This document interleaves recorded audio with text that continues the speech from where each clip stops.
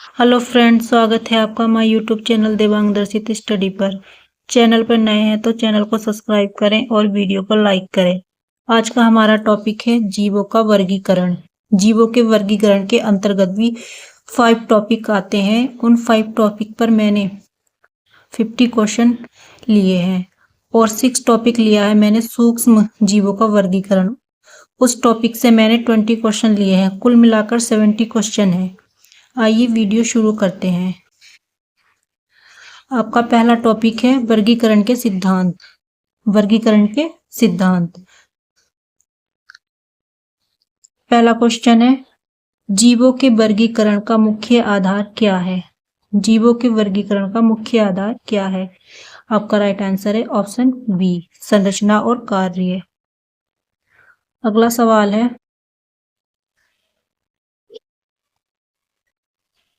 किस वैज्ञानिक ने जीवों को 2 समूह पौधे और जंतु में बांटा? किस वैज्ञानिक ने जीवों को 2 समूह पौधे और जंतु में बांटा? आपका राइट आंसर है ऑप्शन ए, अरस्तु।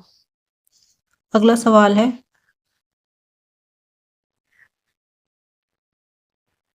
आधुनिक वर्गीकरण किस पर आधारित है? आधुनिक वर्गीकरण किस पर आधारित है? आपका राइट आंसर है ऑप्शन बी, आनुवंशिकी।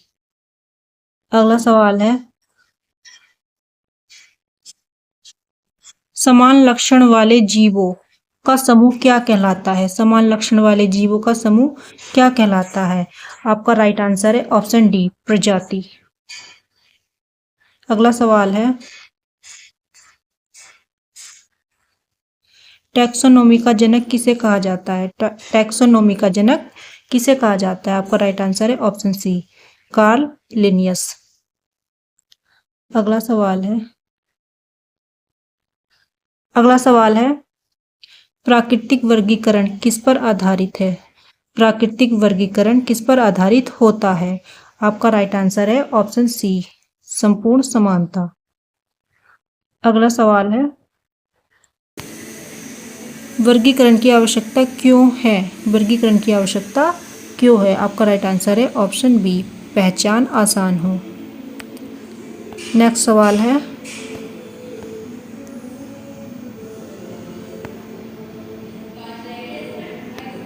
अगला सवाल है, वर्ग की सिस्टेमैटिक्स का मुख्य कार्य क्या है? वर्ग की सिस्टेमैटिक्स का मुख्य कार्य क्या है?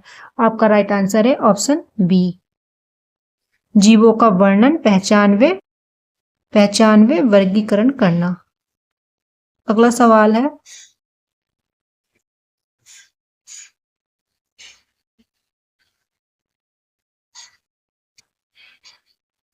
कृत्रिम वर्गीकरण क्या कहलाता है? कृत्रिम वर्गीकरण क्या कहलाता है? आपका राइट आंसर है ऑप्शन ए।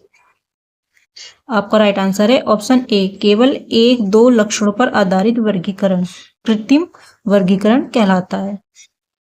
अगला सवाल है, जीवों का वर्गों में बंटवारा करना क्या कहलाता है? जीवों का वर्गों में बंटवारा करना क्या कहलाता है? आपका राइट आंसर है ऑप्शन बी, टैक्सोनॉमी। अगला सवाल है, अगला टॉपिक है हमारा टैक्सोनॉमिक श्रेणियां। तो हमारा नेक्स्ट सवाल है, टैक्सोनॉमिक श्रेणियों का सही क्रम कौन सा है? टैक्सोनॉमिक श्रेणियों का सही क्रम कौन सा है? आपका राइट आंसर है ऑप्शन सी, ऑप्शन सी, राज्य, संघ, वर्ग, गण, कुल, जाति, प्रजाति। अगला सवाल है, सबसे छोटी टैक्सोनॉमिक इकाई कौन सी है? सबसे छोटी टैक्सोनॉमिक इकाई कौन सी है? आपका राइट आंसर है ऑप्शन सी, प्रजाति। अगला सवाल है, होमोसैपियन में होमो क्या कहलाता है? होमोसैपियन में होमो क्या कहलाता है? आपका राइट आंसर है ऑप्शन बी, जाति। अगला सवाल है, द्विनामी नामकरण किसने दिया? द्विनामी नामकरण किसने दिया? आपका राइट आंसर है ऑप्शन सी, लिनियस। अगला सवाल है, पैंथ्रालियो में लियो क्या है? पैंथ्रालियो में लियो क्या है? आपका राइट आंसर है ऑप्शन ए, प्रजाति। अगला सवाल है, किस श्रेणी में सबसे अधिक जीव होते हैं? किस श्रेणी में सबसे अधिक जीव होते हैं? आपका राइट आंसर है ऑप्शन बी, राज्य। अगला सवाल है, पौधों के नामकरण की अंतरराष्ट्रीय संस्था कौन सी है? पौधों के नामकरण की अंतरराष्ट्रीय संस्था कौन सी है? आपका राइट आंसर है ऑप्शन बी, वनस्पति नामकरण संहिता। अगला सवाल है, कुल किसके बीच आता है? कुल किसके बीच आता है?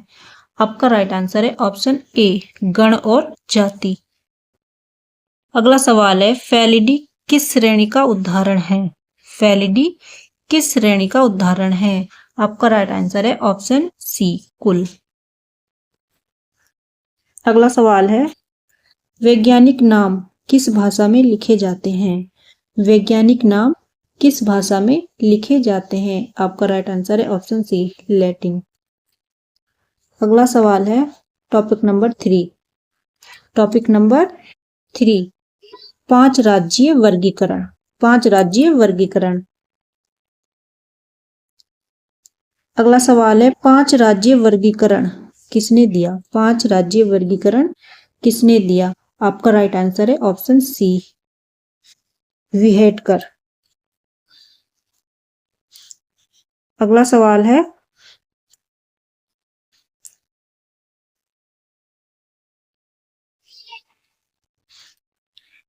मोनेरा में किस प्रकार के जीव होते हैं?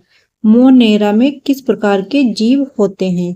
आपका राइट आंसर है ऑप्शन बी, प्रोकैरियोटिक। अगला सवाल है, क्वेश्चन नंबर 23, प्रोटिस्टा के जीव कैसे होते हैं? प्रोटिस्टा के जीव कैसे होते हैं? आपका राइट आंसर है ऑप्शन बी, एक कोशिकीय यूकेरियोट। अगला सवाल है, फंजाई किस प्रकार पोषण ग्रहण करते हैं? फंजाई किस प्रकार पोषण ग्रहण करते हैं? आपका राइट आंसर है ऑप्शन बी, अपशोषण द्वारा। अगला सवाल है, नीला हरा शैवाल किस राज्य में आता है? नीला हरा शैवाल किस राज्य में आता है? आपका राइट आंसर है ऑप्शन सी, मोनेरा। अगला सवाल है, पौधों का राज्य कौन सा है? पौधों का राज्य कौन सा है? आपका राइट आंसर है ऑप्शन बी, पादप। अगला सवाल है, परपोषी जीव किस राज्य में आते हैं? परपोषी जीव किस राज्य में आते हैं? आपका राइट आंसर है ऑप्शन बी, जंतु। अगला सवाल है, किसमें क्लोरोफिल नहीं होता? किसमें क्लोरोफिल नहीं होता? आपका राइट आंसर है ऑप्शन सी, फंजाई। फंजाई में क्लोरोफिल नहीं होता है। अगला सवाल है, अमीबा किस राज्य में आता है? अमीबा किस राज्य में आता है? आपका राइट आंसर है ऑप्शन ए, प्रोटिस्टा। अगला सवाल है, पेनिसिलियम। पेनिसिलियम किस राज्य में आता है? पेनिसिलियम किस राज्य में आता है? आपका राइट आंसर है ऑप्शन सी, फंजाई। अगला सवाल है, अगला टॉपिक है हमारा 3 डोमेन वर्गीकरण। 3 डोमेन वर्गीकरण। 3 डोमेन वर्गीकरण किसने दिया? 3 डोमेन वर्गीकरण किसने दिया? आपका राइट आंसर है ऑप्शन सी, कार्ल वोल्ज। कार्ल वोल्ज आपका राइट आंसर है। अगला सवाल है, आर्किया किस प्रकार के जीव हैं? आर्किया किस प्रकार के जीव हैं? आपका राइट आंसर है ऑप्शन बी, प्रोकैरियोटिक। अगला सवाल है,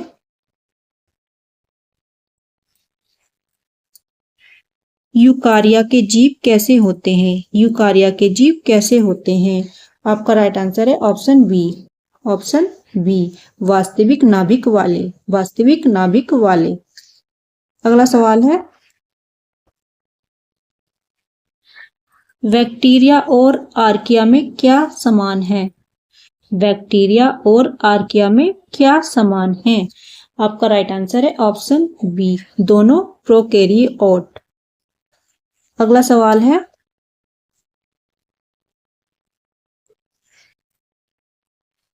चरम परिस्थितियों में रहने वाले जीव क्या कहलाते हैं? चरम परिस्थितियों में रहने वाले जीव क्या कहलाते हैं? आपका राइट आंसर है ऑप्शन बी, आर्किया। अगला सवाल है, जंतु और पौधे किस डोमेन में आते हैं? जंतु और पौधे किस डोमेन में आते हैं? आपका राइट आंसर है option B, eukarya. Option B, eukarya. अगला सवाल है, बैक्टीरिया की कोशिका भित्ति किससे बनी होती है? बैक्टीरिया की कोशिका भित्ति किससे बनी होती है? आपका राइट आंसर है option C, 50 dog lichen. 50 dog lichen. अगला सवाल है, आर्किया की मुख्य विशेषता क्या है? आर्किया की मुख्य विशेषता क्या है? आपका राइट आंसर है ऑप्शन ए, अत्यधिक प्रतिकूल परिस्थितियों में रहना।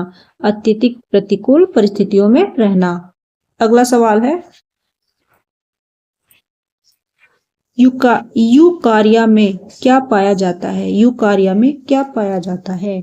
आपका राइट आंसर है ऑप्शन ए, झिल्लीबद्ध बद्ध अंगक। झिल्लीबद्ध अंगक। अगला सवाल है, सबसे प्राचीन जीव किस डोमेन में माने जाते हैं? सबसे प्राचीन जीव किस डोमेन में माने जाते हैं? Option B, bacteria. अगला सवाल है, टॉपिक नंबर 5, पौधों और जंतुओं का वर्गीकरण। पौधों और जंतुओं का वर्गीकरण। शैवाल। शैवाल थैलोफाइटा में कौन सी विशेषता होती है? शैवाल थैलोफाइटा में कौन सी विशेषता होती है? आपका राइट आंसर है ऑप्शन बी, मूल तना पत्ती का न होना। मूल तना पत्ती का न होना। अगला सवाल है, ब्रायोफाइटा को क्या कहा जाता है? ब्रायोफाइटा को क्या कहा जाता है? आपका राइट आंसर है ऑप्शन बी, अधोविकसित स्थलीय पौधे। अधोविकसित स्थलीय पौधे। अगला सवाल है, फर्न किस समूह में आता है? फर्न किस समूह में आता है? आपका राइट आंसर है ऑप्शन सी, पेटेरिडोफाइटा। पेटेरिडोफाइटा। अगला सवाल है,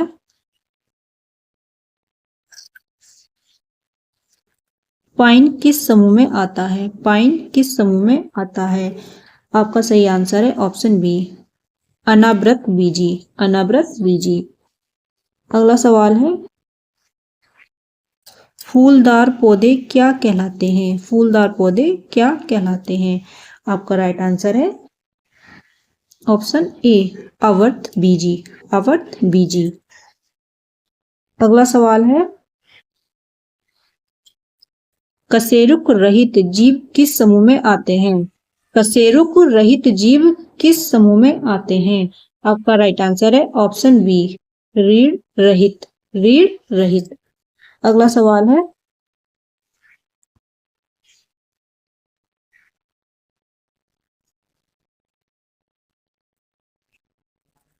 कीट किस संघ में आते हैं? कीट किस संघ में आते हैं? आपका राइट आंसर है ऑप्शन बी, ऑर्थोपोडा। ऑर्थोपोडा। अगला सवाल है, समुद्री तारा किस संघ का जीव है? समुद्री तारा किस संघ का जीव है? आपका राइट आंसर है ऑप्शन ए, इकाइनोड मेटा। इकाइनोड मेटा। अगला सवाल है,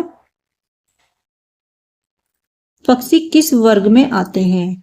पक्षी किस वर्ग में आते हैं? आपका राइट आंसर है ऑप्शन सी, पक्षी एब्स। पक्षी एब्स। अगला सवाल है,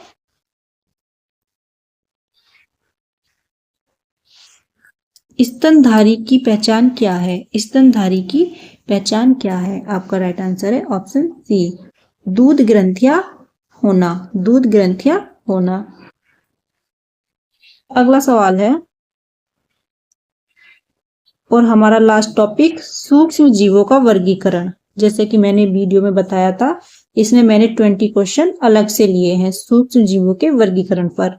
आइए शुरू करते हैं। पहला सवाल है, सूक्ष्म जीवों को मुख्य रूप से कितने बड़े वर्गों में बांटा जाता है? सूक्ष्म जीवों को मुख्य रूप से कितने बड़े वर्गों में बांटा जाता है? आपका राइट आंसर है ऑप्शन डी, 5। अगला सवाल है, निम्न में से कौन सूक्ष्म जीव नहीं है? निम्न में से कौन सूक्ष्म जीव नहीं है? आपका राइट आंसर है ऑप्शन डी, शैवाल में बड़ा पौधा। शैवाल में बड़ा पौधा। अगला सवाल है, प्रोकैरियोटिक सूक्ष्म जीवों में कौन आता है? प्रोकैरियोटिक सूक्ष्म जीवों में कौन आता है? आपका राइट आंसर है ऑप्शन ए, बैक्टीरिया। अगला सवाल है, वायरस को किस कारण जीवित अजीवित की सीमा रेखा पर माना जाता है? वायरस को किस कारण जीवित अजीवित की सीमा रेखा पर माना जाता है? आपका राइट आंसर है ऑप्शन बी, यह केवल जीवित कोशिकाओं में ही सक्रिय होते हैं। यह केवल जीवित कोशिकाओं में ही सक्रिय होते हैं। अगला सवाल है, ईस्ट खमीर किस वर्ग का सूक्ष्म जीव है? ईस्ट खमीर किस वर्ग का सूक्ष्म जीव है? आपका राइट आंसर है ऑप्शन बी, कवक। अगला सवाल है, अमीबा किस समूह का सूक्ष्म जीव है? अमीबा किस समूह का सूक्ष्म जीव है? आपका राइट आंसर है ऑप्शन बी, प्रोटोजोआ। अगला सवाल है, साइनोबैक्टीरिया नील हरित शैवाल किस प्रकार के होते हैं? साइनोबैक्टीरिया नील हरित शैवाल किस प्रकार के होते हैं? आपका राइट आंसर है ऑप्शन बी, प्रोकैरियोट। अगला सवाल है, हेलीमंथ किसे कहते हैं? आपका राइट आंसर है ऑप्शन ए, रोगकारी कीड़े। अगला सवाल है, सबसे छोटे सूक्ष्म जीव कौन माने जाते हैं? आपका राइट आंसर है ऑप्शन बी, वायरस। आपका राइट आंसर है ऑप्शन बी, वायरस। अगला सवाल है, निम्न में से किसके पास कोशिका भित्ति नहीं होती? आपका राइट आंसर है ऑप्शन सी, वायरस। अगला सवाल है, बैक्टीरिया की आकृतियों की संख्या सामान्यतः कितनी होती है? आपका राइट आंसर है ऑप्शन बी, 3। अगला सवाल है,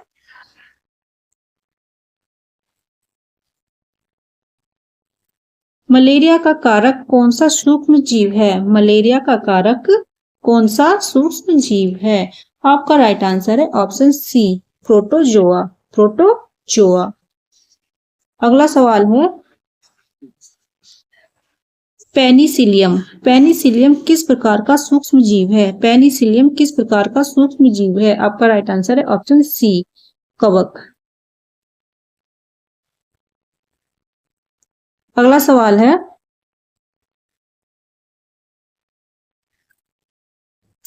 शैवाल में कौन सी विशेषता होती है? आपका राइट आंसर है ऑप्शन ए, प्रकाश संश्लेषण करते हैं। आपका राइट आंसर है ए। अगला सवाल है,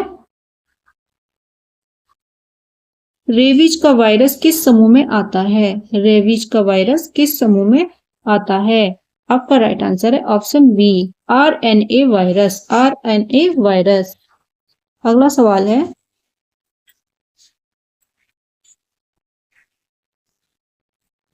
बैक्टीरिया की वृद्धि किसमें मापी जाती है? बैक्टीरिया की वृद्धि किसमें मापी जाती है? आपका राइट आंसर है ऑप्शन सी, कॉलोनी संख्या। कॉलोनी संख्या। अगला सवाल है, किस सूक्ष्म जीव में क्लोरोफिल पाया जाता है? किस सूक्ष्म जीव में क्लोरोफिल पाया जाता है? आपका राइट आंसर है ऑप्शन सी, शैवाल। ऑप्शन सी, शैवाल।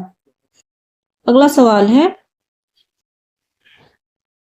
एंटीबायोटिक अधिकतर किससे प्राप्त होती है? एंटीबायोटिक अधिकतर किससे प्राप्त होती है? का राइट आंसर है ऑप्शन सी, कवक। अगला सवाल है, किसे फिल्टर पासिंग माइक्रोब्स किसे किसे फिल्टर पासिंग माइक्रोब्स कहा जाता है? किसे फिल्टर पासिंग माइक्रोब्स कहा जाता है?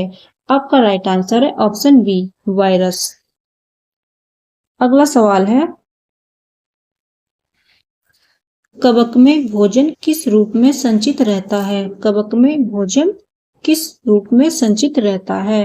आपका राइट आंसर है ऑप्शन बी, ग्लाइकोजन।